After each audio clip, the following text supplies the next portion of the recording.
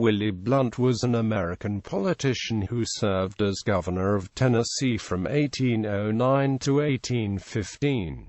Blount's efforts to raise funds and soldiers during the War of 1812 earned Tennessee the nickname, the Volunteer State. Quote, he was the younger half-brother of Southwest Territory Governor William Blount.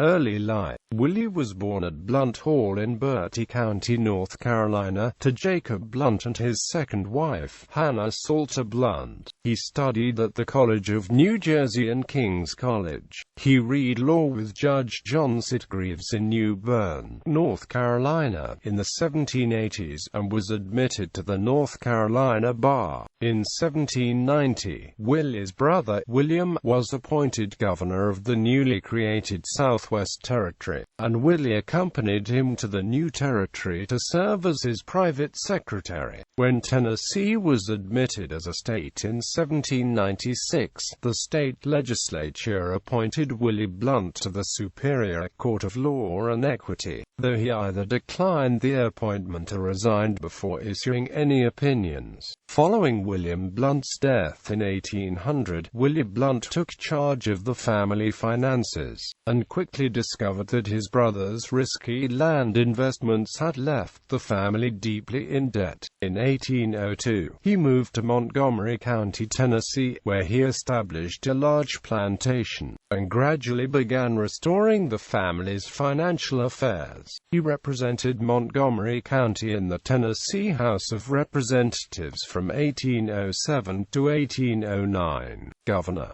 In 1809, Blount ran for governor against former U.S. Senator and frontiersman William Koch. Population shifts had begun to favor Middle and West Tennessee over Koch's home of East Tennessee, and Blount won the election, 13,686 votes to 8,435. He was re-elected without opposition in 1811 and 1813. Like his predecessors, Sevier and Archibald Roane, much of Blount's governorship was spent dealing with conflicts between Indians and white settlers. He persistently sought to acquire land from the Cherokee and Chickasaw, and attempted to suppress the activities of hostile Choctaws and Creeks. Early in his term, he suggested in a letter to Secretary of War William Eustis that the Cherokee be relocated to lands west of the Mississippi River, an act carried out 2 decades later by President Andrew Jackson. He also blamed northern tribes for encouraging the Creeks to harass white settlers, and at one point requested Eustis send troops to sever communications between northern and southern tribes. During Blount's tenure, Tennessee was divided into 5 judicial districts. He signed anti-counterfeiting measures, and enacted legislation to settle conflicting land claims from Tennessee's pre-statehood period. Blount also sought navigational improvements, overseeing the completion of the Cumberland Turnpike, and calling for a navigable waterway from Tennessee to Mobile, Alabama.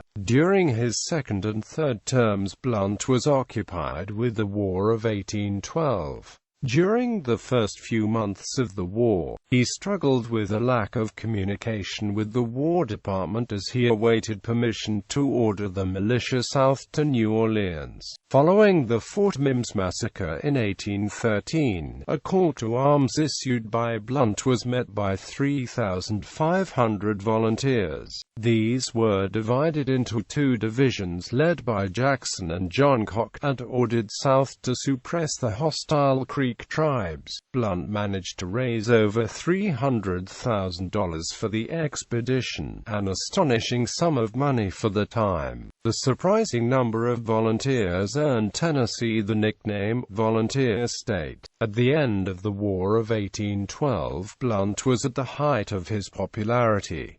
Historian J.G.M. Ramsey wrote, Willie's popularity with the masses has rarely been equaled. Quote, in 1815, constitutional term limits prevented him from seeking a 4th consecutive term.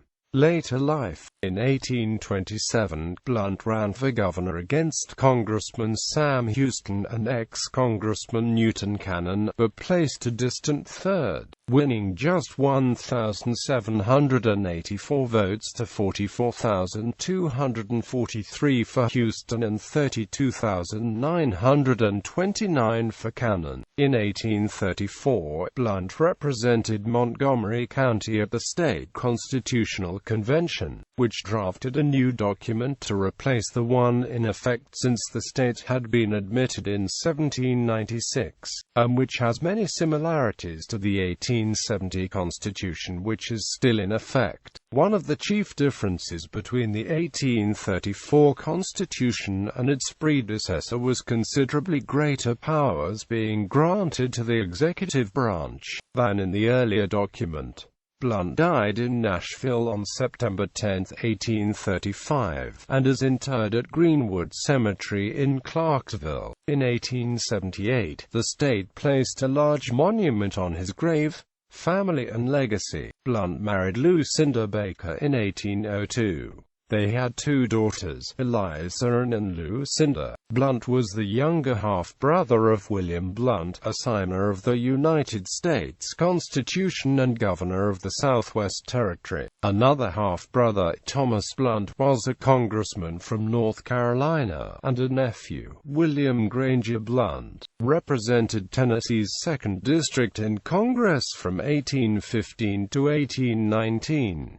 Willie Blount was the great-great-grandfather of Harry Hill McAllister, who served as governor of Tennessee in the 1930s. In 1803, Blount published a school textbook, a catechetical exposition of the Constitution of the state of Tennessee, which was printed by early Knoxville newspaper editor George Rollston. Blount later made plans to write a comprehensive history of the state, but this work was never completed. Blount County, Alabama, is named in Willie Blount's honor for his assistance during the Creek War.